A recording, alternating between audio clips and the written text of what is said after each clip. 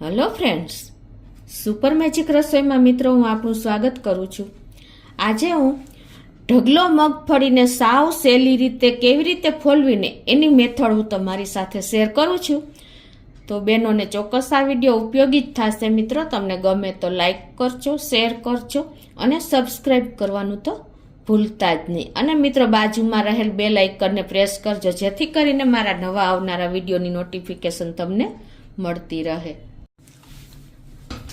તો મિત્રો જો આપણને મગફળી ફોલવામાં તો આપણે જાજી મગફળી ફોલવી હોય કે થોડી ફોલવી હોય તો આપણે આ રીતે પ્રેસ કરીને જો હાથેથી આપણે આ રીતે ફોલી છીએ તો થોડોક ટાઈમ થાય ને આપણે થોડીક મગફળી ફોલીને ત્યાં આપણા આંગળા દુખવા માંડે છે। અને તમે મશીનમાં કઢાવવા જાઓ ને તો એમાં ફાયડું ને બધું મિક્સ થઈ જાય છે ને તો એમાં પણ ટાઈમ લાગે છે।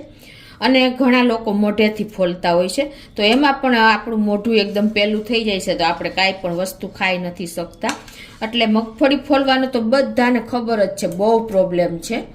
તો આપણે થોડી એવી મગફળી ફોલવી હોય ને મિત્રો તો હું તમને સાવ ઈઝી મેથડ આજે બતાવું છું કે તમે કોઈ પણ તમારા હાથ પણ નહીં દુખે, તમારા આંગળાને પણ કોઈ પ્રોબ્લેમ નહીં આવે અને ઇઝીલી તમે મગફળી આ રીતે ફોલી શકશો। તો એમાં શું કરવાનું છે, તમારે કોઈ આ રીતે આપણે ચીપિયો હોય ને રોટલીનો એ લેવાનો છે અને પછી તમારે જો આ રીતે મગફળીને આવી રીતે ફટફટ તમારે પ્રેસ કરતી જવાની છે।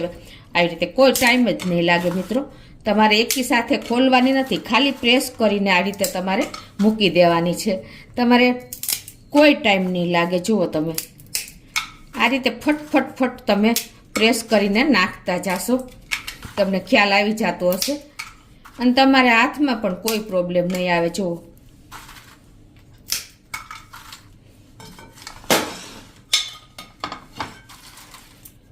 અને તમને ખબર પણ નહીં પડે કેટલી મગફળી ફોલાઈ ગઈ ને એ મિત્રો, આ એક મશીન જેવું જ કામ થાય છે। અને એમ તમારે ન કરવી ને તમને ચીપ્યો તો બહુ ઈઝી પડશે કેમ કે લાઇટ વેઇટ હોય છે।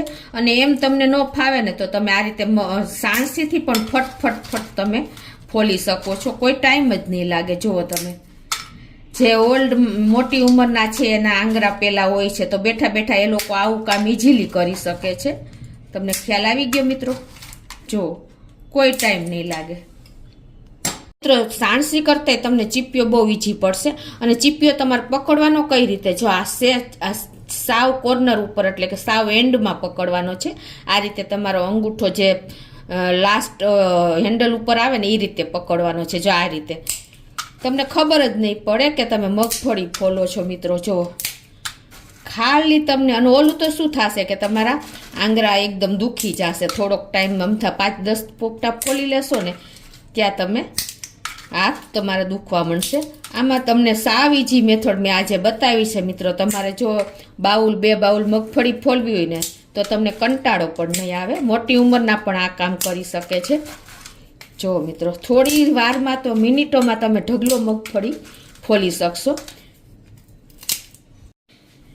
હવે આ રીતે આપણે જો ચીપીએથી મોઢા તો ખોલી નાખ્યા, પછી તમારે આ રીતે એકી સાથે જ મોઢા ખોલી નાખવાના અને પછી તમારે કોઈ ટાઈમ નહીં લાગે, ખાલી તમારે જુદા જ પાડવાના રહેશે। જો મિત્રો જે મોઢા ખોલેલા છે ને એમાં પણ તમને કંટાળો નહીં આવે કેમ કે આપણે પ્રેસ તો કરી જ લીધા છે પોપટા, તો ઇઝીલી દાણા તમારે આવી રીતે નીકળી જશે મિત્રો। તમને ખ્યાલ આવી જતો હશે।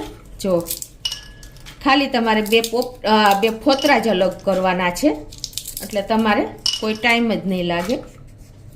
તો મિત્રો આ રીતે તમે ઢગલા મગફળી ઇઝીલી ફોલી શકશો મિત્રો। જો આ રીતે ઇઝીલી ફોલાઈ જાય છે, મેં આ રીતે જુઓ આ મગફળી મેં 10 મિનિટમાં આટલી મગફળી ફોલી લીધી છે, દાણા કાઢી લીધા છે બેઠા બેઠા, કોઈ ટાઈમ ન લાગે મિત્રો।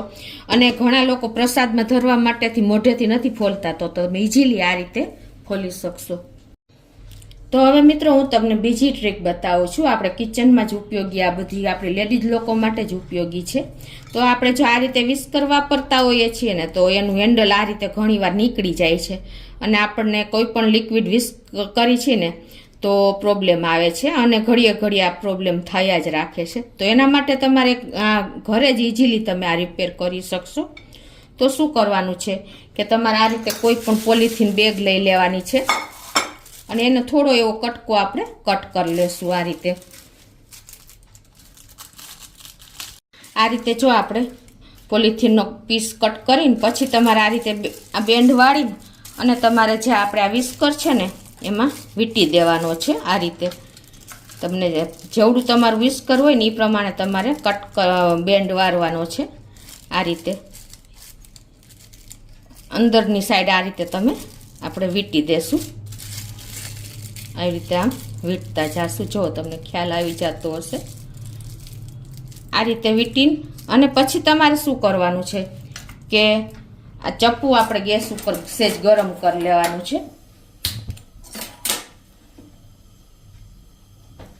ગરમ ચપ્પુ કરી લેવાનું છે અને પછી તમારે જે આપણે પોલિથીન બેગનો કટકો વીંટ્યો છે ને એની માથે તમારે ચપ્પુ ફેરવી દેવાનું છે એટલે એકદમ સ્ટીક થઈ જશે. આ રીતે જુઓ, આ રીતે તમે પ્રેસ કરી દેશો ને એટલે તમારી પોલિથીનનો પીસ નીકળશે નહીં અને સરસ આની સાથે મેચ થઈ જશે. અને ગરમ હોય ને ત્યાં જ તમારા પોલિથીન એમાં લગાવી દેવાની છે આ રીતે.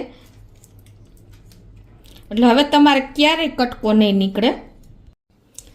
તો આ રીતે જુઓ, ગરમ આપણું પ્લાસ્ટિક આપણે વીંટી દીધું ને પછી ચપ્પુ અડાડી દીધું છે ને એટલે હવે આપણે આ જે હેન્ડલ એનું લગાવી દીધું છે એટલે હવે ગમે ત્યારે એની ટાઈમ તમારે પ્રોબ્લેમ નહીં આવે ને ક્યારેય પણ નહીં નીકળે. જુઓ, ઇઝીલી તમારું વિસ્કર આ રીતે તમે ઘરે રિપેર કરી શકો છો. હવે તમારે કોઈ પણ પ્રોબ્લેમ નહીં આવે. અને આમાં આપણે બહુ હેરાન થાય છીએ કે જો વિસ્કરનું હેન્ડલ નીકળે છે ને તો આપણે કાંઈ પણ લિક્વિડ આવી રીતે વિસ્કર કરીએ છીએ ને તો નીકળી જ જાય છે અને આપણને કામ પણ સરખું નથી થતું. તો આ તમને મેં એક ઇઝી ટ્રીક જ બતાવી, ઘરગથ્થુ જ, કોઈ પણ પ્રોબ્લેમ નહીં આવે. તો મિત્રો આજે મેં તમને 2 ટ્રીક બતાવી કે મગફળીનો તો મિત્રો મગફળી ફોલવીને એટલે માથાનો દુખાવો આપણને બેનોને કંટાળો જ આવે છે અને હાથેથી ફોલીને તો આપણા હાથ રહી જાય છે અને આંગળા પણ દુખવા માંડે છે. અને મોઢેથી ફોલીએ ને તો આપણે પ્રસાદમાં ધરવી હોય આપણે મંદિરમાં તો પણ આપણે ધરી નથી શકતા. અને આપણે મશીનમાં કાઢીએ ને તો એમાં બહુ બધું મિક્સ થઈને આવે છે તો સાફ કરતા પણ એટલો જ ટાઈમ લાગે છે. તો મિત્રો એકદમ ઇઝી ટ્રીક મેં તમારી સાથે આ રીતે શેર કરી છે ને મિત્રો, તો તમે એક વખત ચોક્કસ આ રીતે ટ્રાય કરજો. એટલે તમને મને કોમેન્ટ બોક્સમાં જણાવજો કે તમને આ મગફળીનો વિડીયો કેવો લાગ્યો મિત્રો. તો આ ટ્રીક પણ મેં તમને બહેનો માટે ખૂબ જ ઉપયોગી છે. અને આ રીતે જો મેં કેટલી મગફળીના દાણા મિનિટોમાં કાઢી લીધા છે મિત્રો. આપણે બેઠા હોય ને તો કોઈ ટાઈમ નથી લાગતો. અને એ જ રીતે આપણે આ વિસ્કર પણ કિચનમાં એટલું જ ઉપયોગી હોય છે કે આપણે કાંઈ પણ લિક્વિડ વિસ્કર કરીએ છીએ ને ત્યારે જો આ પ્રોબ્લેમ આવે ને તો આપણે બહુ હેરાન થઈ જાય છે અને ટાઈમ પણ લાગે છે અને સરખું વિસ્ક પણ નથી થતું કોઈ પણ લિક્વિડ.